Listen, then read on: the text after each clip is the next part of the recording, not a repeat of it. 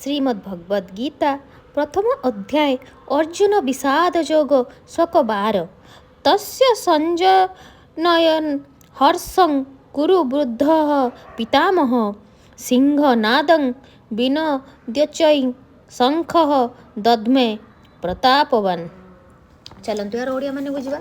तत्परे अति प्रतापशाली कुरु वंशर पितामह और योद्धा मानकर पितामह भीष्म दुर्योधन को आनंद देवा निमित्त सिंह गर्जन सदृश अति उच्च स्वरे तांकर शंखनाद कले। कुरुवंशर पितामह भीष्मदेव तांकर नाती दुर्योधनर हृदयर कथा जानिपारिले एवं ता प्रति थिबा स्वाभाविक स्नेहवशतः अति उच्च स्वरे तांकर शंखनाद करी तांकु आनंद देवाकु चेष्टा कले।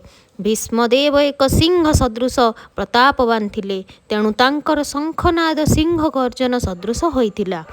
परोक्षरे शंखध्वनिर प्रतीकरु से तांकर हताश होई पड़िथिबा नाती दुर्योधन को जणाइदेले जे ए युद्धरे तार विजयर आशा नाही, कारण परमेश्वर कृष्ण अन्य पक्षरे अछंती, किंतु तथापि युद्ध परिचालन करिबा तांकर कर्तव्य एवं सेथिरे से कौनसी अवहेला करिवे नाही।